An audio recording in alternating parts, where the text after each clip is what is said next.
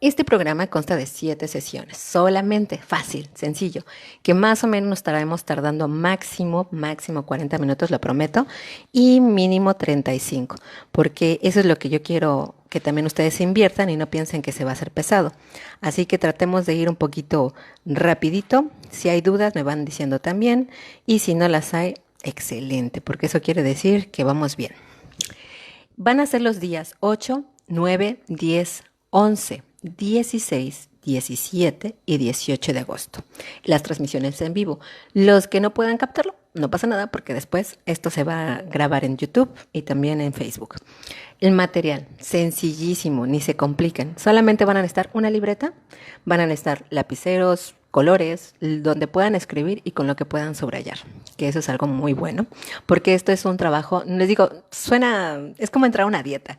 Mucha gente dice, es que yo solo quiero perder de peso, sí, pero si no generamos hábitos, volvemos a rebotar, es lo mismo con la mente, necesitamos generar hábitos, por lo cual también esto es como para toda la vida, te va a servir para toda la vida. Entonces vas a llevar lo que le llamo esta libreta, va a ser tu bitácora. En esta bitácora vas a ir anotando todo lo que te voy diciendo y cuando se acabe el programa, tú podrás seguir con esto todos los días, porque es como el músculo. No porque hagas unas 10 sentadillas ya vas a tener unos glúteos súper buenos. Entonces hay que endurecer eso, hay que ponernos firmes. Ahorita piensen que estamos un poquito bufitos, así todos aguaditos. Vamos a ponernos firmes, buenotes, guapotes, para que podamos cambiar nuestra situación emocional y tengamos una vida placentera, una vida que nos llene de gozo y una vida que disfrutemos. Entonces, para esto es este programa. ¿Qué más? Vamos al final. Después les voy a decir cada día el material que vamos a necesitar para la próxima vez, pero tengan en cuenta que vamos a necesitar cartulina y dependiendo como tú quieras hacer la dinámica, te voy a pedir ciertas cosas, ¿no? Ya sea tijeras, a lo mejor cortas, bueno, cosas para recortar, pero eso es más adelante. Tú tranquilo. No es cosas que tengas que gastar mucho, no. Así que vamos a hacer lo más económico y lo más práctico. Y todo, como les dije, se compartirá por el grupo de WhatsApp, por lo tanto, date de alta ahí. Y quiero comenzar con estas preguntas. La primera pregunta que quiero que anotes en esa hoja, si tienes algo donde anotar, o ahorita pon atención y ya después le pones replay para que lo anotes, pero la pregunta sería, ¿qué quieres mejorar de tu vida? Porque vamos a empezar con nuestros objetivos, teniendo claro para qué empezamos este programa. ¿Qué quieres mejorar de tu vida? ¿Qué no te gusta y quieres cambiar o mejorar? ¿Qué cosas han pasado en tu vida que crees que son un castigo, una prueba o que no te gustan porque no las elegiste tú y te han causado un gran sufrimiento? Esas preguntas, contéstalas súper honestamente. La ventaja de este programa es que no estás enfrente de un terapeuta, que no estás enfrente de un coach, que tú mismo puedes ser la única persona que observa y no tienes que mentirle a nadie. O sea, sé honesto contigo. Y eso es justo lo que también quiero que ustedes tengan bien claro en este programa. Este programa está inspirado también en parte de lo que yo hago en terapia. Lo que les voy a dar es muchos de los ejercicios que yo les doy a mis pacientes y que los acompaño haciéndolos. Pero en el caso de que tú lo vas a hacer solito, si bueno, ya después deseas contratar a un terapeuta o algo así, adelante, eso sería genial. Pero si dices, no, yo solo puedo, sí puedes y puedes avanzar. Así que también es para que tú hagas esta introspección para ti y te voy a enseñar cómo hacerla. Así que vamos a empezar con lo más importante. En mi primera sesión siempre les hago una historia clínica. Vas a decir, ¿qué es eso? ¿Qué es una historia clínica? Bueno, pues una historia clínica es para que tengamos la base. Es decir, vamos a tener el contexto de tu vida. ¿Cómo comenzamos con eso? Es algo muy sencillo. Primero, esto nos va a ayudar a decir, ¿quién soy yo? ¿Quién soy, no?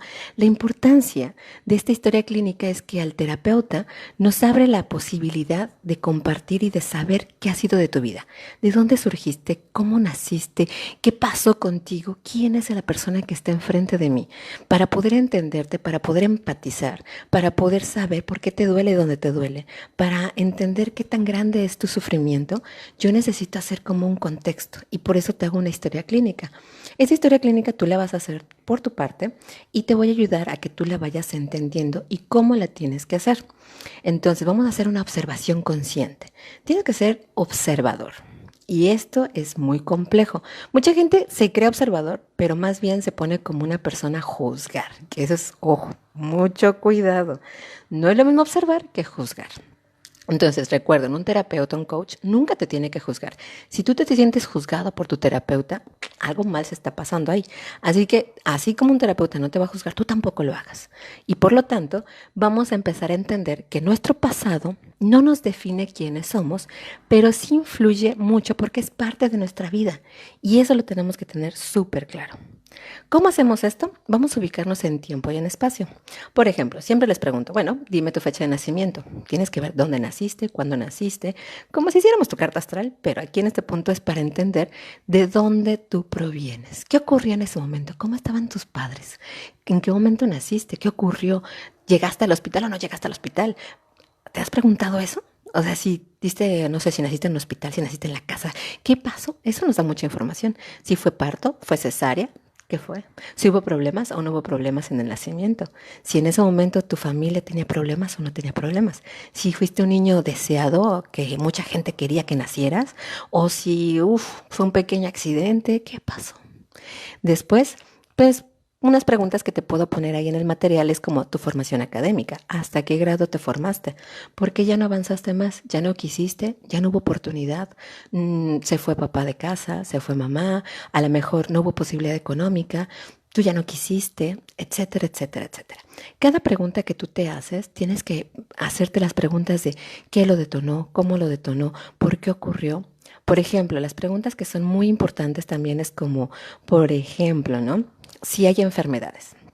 Enfermedades si son recurrentes, son enfermedades que solo ocurrieron en un episodio, si son enfermedades crónicas, o sea, desde cuándo surgió esta enfermedad, qué ocurrió, después de qué ocurrió, en qué etapa ocurrió, y todo esto que tú veas viendo tu vida como si fuera una película, y esta película que la vayas cuestionando. Ojo, vuelvo a insistir, juzgando no. ¿Qué es juzgar? Juzgar es ponerle uy, qué mal, tomé esta decisión. O sea, como darle una interpretación. Solamente es observar. Observa hechos, observa acciones. No le estés poniendo como, ay, como, no, la regué, no, no. No, no, no, no, no. Ahí solamente es como si tú tuvieras a tu mejor amigo enfrente y le estuvieras haciendo preguntas. Recuerda, muchas veces con nuestros amigos somos mucho más cariñosos que con nosotros mismos. Así que trata de ser tu mejor amigo y pregúntale, o sea, pregúntate a ti, todo esto de una manera en la que no lo juzgues. Entonces, por ejemplo, ¿no? Aquí pregúntate como, ¿fumas? ¿Tomas? Todo eso es como en qué etapa empezaste, por qué empezaste, qué era lo que pretendías hacer cuando empezaste a fumar o tomar. O sea, porque también eso nos da mucha información. Entonces también es cuando regresas a tu pasado y dices, bueno, ¿cuándo empecé a fumar? ¿Cuántos años tenía? ¿Y qué me motivó a fumar? Ya me acuerdo que un amiguito me invitó y por no quedar mal, pues dije que sí. Entonces todo eso lo puedes ir anotando. Todo eso es para eso tu bitácora, para que vayas anotando todas esas cosas, ¿no? Entonces, por ejemplo, si te dices, has probado drogas, las sigues consumiendo o no las consumes, todo eso no es porque dices, uy, no, no, no, no, no, no voy a... Estás contigo mismo. Si alguna vez la consumiste, ponlo.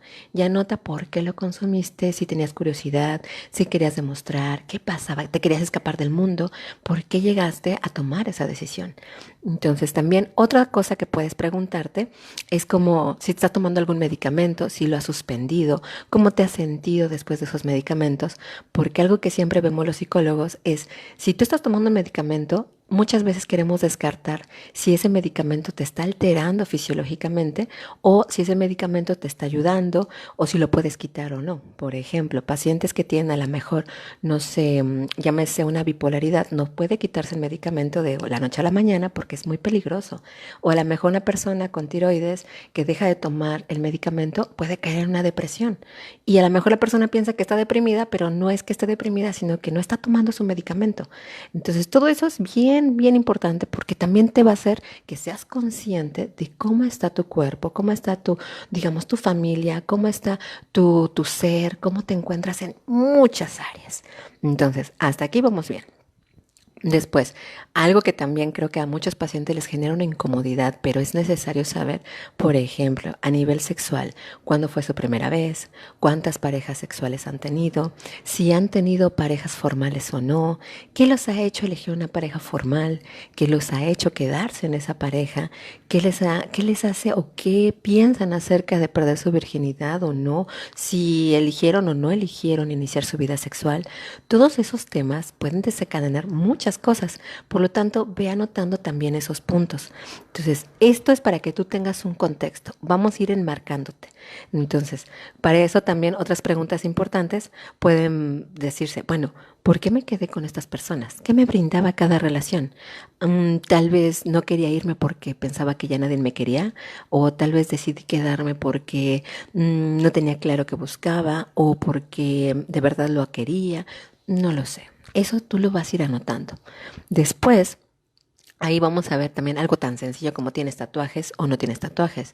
¿Qué significado tú le das a ese tatuaje? ¿Para ti es algo importante o no lo es? ¿O fue un arranque de pasión? ¿O te pusiste el nombre de tu novio porque en ese momento lo adorabas y ahora lo odias?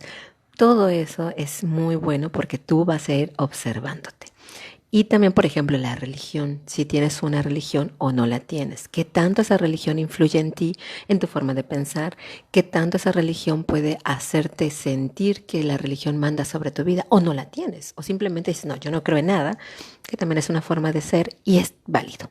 Por otro lado, ya una vez que tienes esta hoja clínica que le decimos nosotros, va a ser nuestro marco donde nosotros vamos a ir caminando, porque todo esto es información que tú necesitas saber de ti mismo, porque a veces lo olvidamos. Hay mucha gente que me dice, yo ni me acuerdo, uy, hace tanto tiempo, ni me había puesto a pensar en eso. Y eso es lo que me encanta, que empecemos a ser mentes conscientes.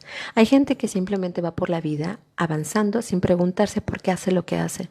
No se pregunta por qué empezó a tomar, no se pregunta por qué fumó, no se pregunta por qué dejó de estudiar. Y esto es lo que necesitamos que tú empieces como a recordar. Cuando hago esta historia clínica hay mucha gente que me dice, bueno, ¿y para qué tanto si yo quiero trabajar en mi presente? El pasado ya pasó. Le digo, ojo, ojo. El cerebro lo que va haciendo va construyéndose y va formando una realidad que va tomando como sustento las primeras bases. Y si tú no las has trabajado, esas bases van a hacer que si tú quieres volver a construir, construyas un piso todo chueco porque no limpiaste las bases. Entonces, el coaching es muy bueno, pero sirve para situaciones específicas. ¿Por qué recomiendo que las personas tomen coaching y terapia? Porque el coaching va a trabajar con el presente, te va a ayudar a conseguir metas específicas, te va a ayudar a llegar a la meta que deseas. Sin embargo, lo que muchos coaches no dicen es que si no trabajas tu pasado, no sanas esas heridas, tu avance lo puedes sabotear o simplemente va a ser como una dosis de azúcar que te va a dar la adrenalina para subir y de pronto vas para abajo picada. Entonces, el proceso psicológico, lo que estamos haciendo ahorita es justo esto, que tú limpies tus bases, que tú digas, vale, vamos a podar aquí este terreno que quede bien planito para construir como tú quieras, como tú desees. Entonces, después les digo siempre, aprende a ver tu pasado. ¿Cómo vas a ver tu pasado? Observa, como les había dicho, solo hechos y acciones. Vamos a observar 360 grados. ¿Qué es una observación 360 grados? Cuando nosotros ya tenemos cierta edad, si tú ya tienes más de 18 años o 17, te va a ser posible ver esto. Cuando tú eras pequeñito y todo, solamente te fijabas en ti, pero trata de hacer un esfuerzo o pregunta a tu familia qué ocurría cuando tú tenías 5 años, cómo estaba tu familia, dónde vivías, qué hacían tus padres, estaban o no estaban, qué es lo que tú te decías, cómo vivías eso, porque pasa muchas veces que de pequeños podemos generar heridas, que vamos a ver más adelante en los siguientes bloques, y esas heridas van formando nuestra autoestima, pero no porque realmente pasaran, sino porque tú las sentiste o las viviste así. Por ejemplo, pasa que el niño, bueno, aquel adolescente o adulto que ya tiene 20 y tantos, 30 y tantos años, que tuvo una mamá que trabajó mucho, incluso la mamá trabajaba en casa, entonces, pero nunca veía a su hijo. Entonces trabajaba en su taller ahí y el niño se sentía abandonado. ¿Por qué? Porque mamá todo el tiempo estaba en el taller. Entonces el niño no la veía y ese niño genera una herida de abandono. Y él no fue abandonado, no fue ni siquiera como dejado con la tía, no. pero él se percibió abandonado porque no veía a la mamá. Entonces, eso es ver a 360 grados, es decir, que tú observes tu realidad en esos momentos, en cada etapa, y que tú puedas decir, ¿qué pasaba cuando yo tenía 8 años? ¿Qué pasaba cuando tenía 10 años? ¿Qué ocurría con mi familia, con mis amigos? ¿Quiénes eran mis amigos? ¿Con qué gente yo me juntaba? ¿Por qué me gustaban esos amiguitos? O sea, ¿qué me hacía llorar? ¿Qué me hacía reír? Y que empieces tú a preguntarte todo eso, porque mientras más quieras cerrar tu pasado, menos autoconocimiento vas a tener. Entonces, yo les pongo siempre esta metáfora. Es como cuando vas a hacer limpieza y ves una mancha que está incrustada. Si tú la intentas tallar, vas a lastimar la superficie del objeto. Lo que se recomienda es remojar esa mancha en algún líquido para que se vaya aflojando.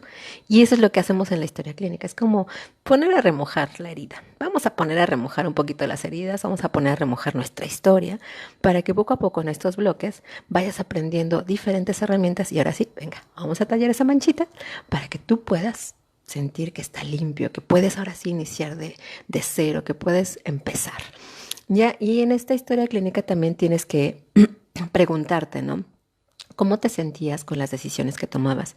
Conforme fuiste creciendo, conforme fuiste avanzando en tu vida, si elegiste una carrera, ¿cómo te sentiste? ¿Elegiste la carrera que querías o no? ¿Por qué a lo mejor ya no seguiste estudiando? ¿Qué te hizo sentir esa decisión?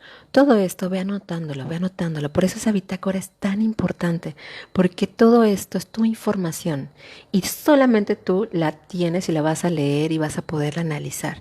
Nadie más, es tuya. Esa bitácora es tuya. Y también tienes que hacerte preguntas como ¿por qué me motivé a tomar esta decisión? ¿O para qué tomé esta decisión?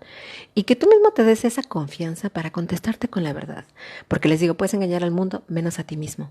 Entonces, cuando tú te das ese chance de hacerte estas preguntas, de no juzgarte, no criticarte, solamente tratar de entenderte, de esta visión, como te he dicho, de 360 grados, la vayas viendo, observando y digas, es cierto, pues yo elegí salirme de la escuela porque en ese momento mi papá se divorció y quería lastimarlo porque yo me sentí lastimado de que dejó a mi mamá y sabía que si yo dejaba la carrera, mi papá se iba a sentir enojado y se iba a molestar y era mi forma de vengarme.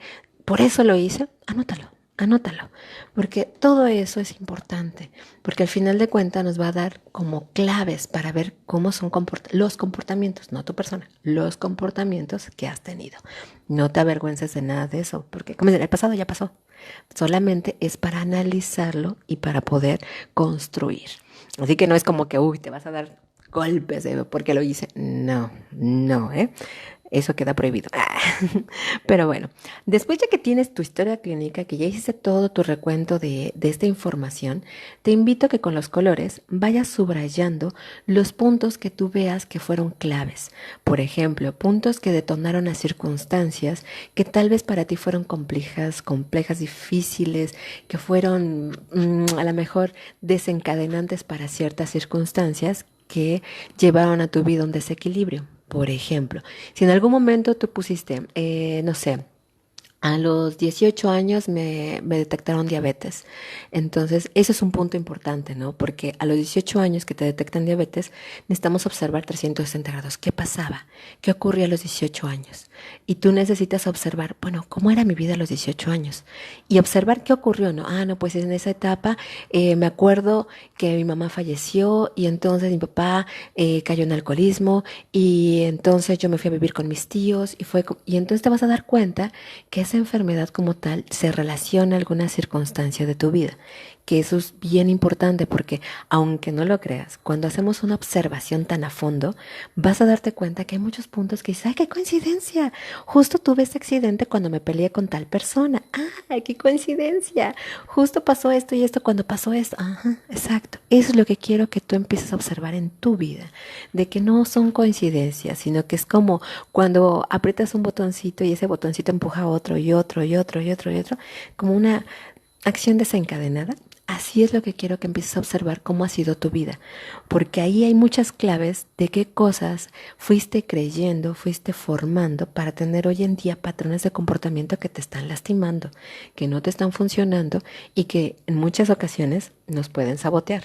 Y nos pueden sabotear a tal manera que no nos permitan alcanzar nuestras metas. Por ejemplo, aquí a lo mejor sí hay un punto importante como en a lo mejor la sexualidad, ¿no? Porque hay gente que a lo mejor tuvo un abuso sexual o a lo mejor alguien descubrió que su orientación sexual no era la que tenía que ser o en algún momento a lo mejor dice, "Ah, es que me acuerdo que a mis 15 años me besé con una chica, ¿no? O me besé con un chico, dependiendo del sexo, ¿no? Y entonces ahí sentí mucha vergüenza y no, dije, no, yo no, y desde ahí yo me bloqueé. Eso es lo que quiero que vayas escribiendo, porque eso nos va a servir para que tú seas más observador en tu círculo. Por otra parte, les voy a enseñar a hacer en el material, viene bien descrito lo que son los familiogramas o los genogramas. ¿Por qué es importante un familiograma o un genograma? Esto nos va a dar una idea es como un mapa de nuestra familia. Y ahí vamos a poder ver con más claridad las cosas que se repiten de generación a generación.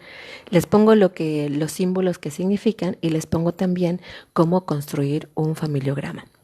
Los que tengan el material a la mano van a poder observar que en la página, aproximadamente en la página 8, van a observar un familiograma, que es la estructura familiar. Voy a hacerles aquí un dibujito de lo que es para que observen de qué va la cosa. A ver, permítanme tantito. A ver, espérenme. Es que el micrófono me quita un poco de maniobra, pero vamos a hacerlo así. Vamos a hacer un familiograma súper sencillo en el que tiene que ver solamente la familia núcleo, que son papá, mamá y hermanos. Y ya de eso ustedes lo pueden hacer a lo que son. Lo ideal sería que fueran 3 generaciones. En 3 generaciones tenemos la posibilidad de ver mucho más cosas. Y esto es maravilloso porque te das cuenta que cada generación se repiten cosas y se repiten ciertas personalidades o digamos que yo lo veo como una película, personajes, en los cuales esos personajes hacen que le den significado a la familia y gracias a ese personaje es la familia. Y muchas veces hay gente que les llaman las ovejas negras.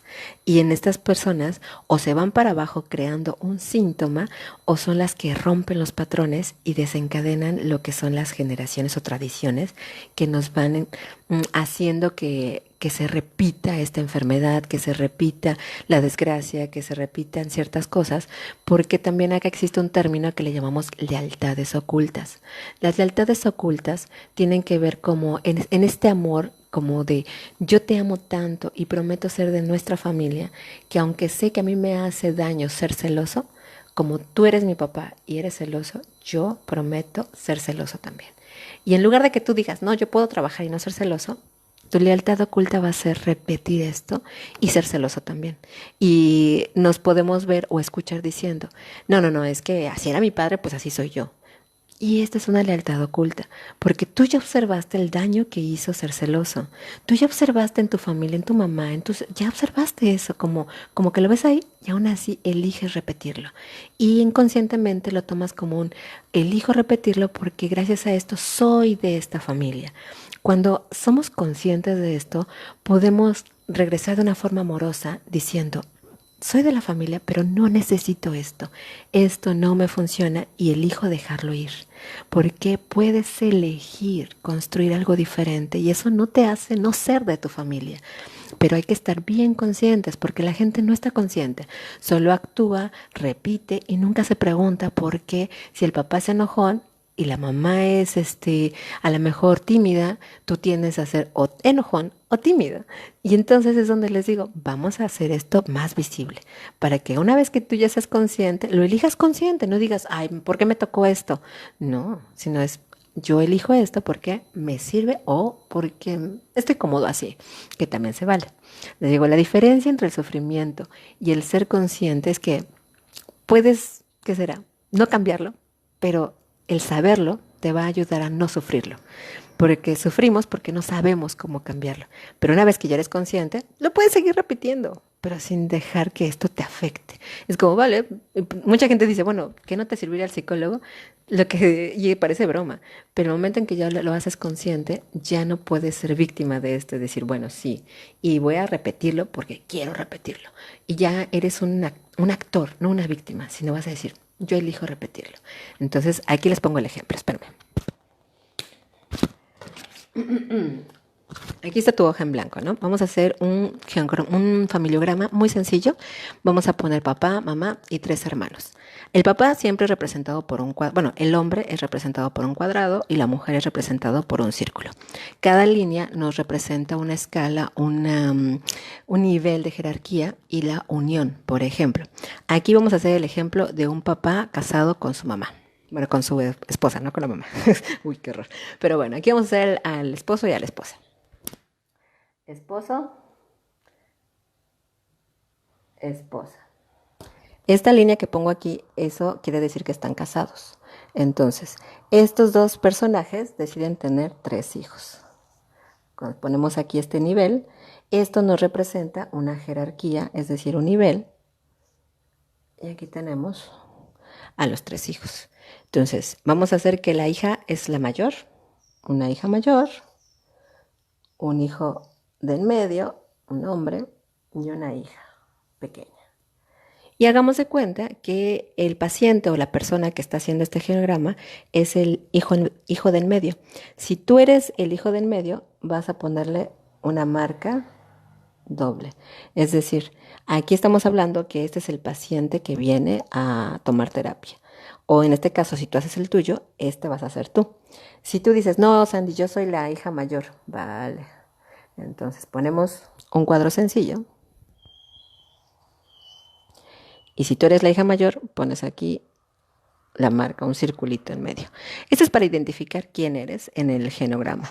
Esto se recomienda que lo hagas desde los abuelos paternos, los abuelos maternos, los bisabuelos, y que hagas un súper familiograma. Por eso les recomiendo que compren una cartulina blanca. La cartulina blanca les va a ayudar porque es muy grande y así tú puedes hacerlo a una gran escala, porque en una hoja generalmente no cabe. Entonces, cuando tú vas haciendo esto, que el material ya lo tienen en el grupo de WhatsApp, te vas a dar cuenta que en cada familia tienes que poner si se repiten enfermedades, quiénes fuman, quiénes toman, si tú sabes de alguien que tuvo problemas, porque a veces hay muchos secretos familiares, que ese es el gran problema. Pero si tú te pones a investigar en tu familia, por eso les digo que este es un proceso de vida, porque te vas a dar cuenta que en las familias, cuando hay la oportunidad de reunirse, siempre salen historias. Entonces, todo esto que vas recabando tú en las informaciones, en las charlas, en lo que vas observando, velo anotando en tu genograma. Y esto nos va a ayudar a ver qué enfermedades se repiten, qué comportamientos se repiten, qué cosas en nuestra familia ya se dan como por una cadenita de desencadenantes. Por ejemplo, les voy a compartir algo muy personal. En mi familia paterna, una de las enfermedades que más se repiten es la diabetes. Entonces, cuando yo me entero de esto, se empieza a hacer un trabajo transgeneracional y observar los comportamientos de todos los tíos, de los hermanos que han desarrollado esa enfermedad. Y observar porque les digo, mira, más que heredar genética, heredamos patrones de comportamiento. Porque imagínate, nosotros no heredamos a lo mejor el gen de la gordura, sino heredamos cómo comemos. O sea, si comemos con ansiedad, si comemos con gusto, si comemos con culpa, todo eso se hereda. Entonces, cuando tú empiezas a identificar esos comportamientos y dices, ahora sé qué comportamientos puedo modificar para no repetir ese patrón en la familia y yo romper con esa cadena y romper con esa enfermedad y decir, esta enfermedad yo no la quiero y por lo tanto voy a modificar mi forma de responder ante las circunstancias y cambiar mi forma de actuar para que yo no herede esa enfermedad. Entonces, esto es muy bonito, porque cuando tú ya eres consciente de esto, cuando ya te das cuenta de la información que tienes, simplemente con analizar, observar y escuchar a tu familia, ya das un paso enorme. Entonces, ahorita ya vamos casi para terminar. Y para terminar, vamos a analizar lo que le llamamos el mapa. Cuando les digo, a ver, cuando tú estás perdido, ¿qué haces? Pues ves un mapa, ¿no? Un mapa te ayuda a ver dónde estás, la ubicación, cuántos kilómetros faltan. Ahorita tenemos el Google Maps y pues es un mapa. ¿Y qué hacemos? Esto nos va a ayudar a ver cuánto nos falta caminar, si estamos lejos, si estamos cerca. Todo eso nos ayuda el mapa. Bueno, pues acá tenemos un mapa muy importante. Vean, así de bonito, vean esto. La magia.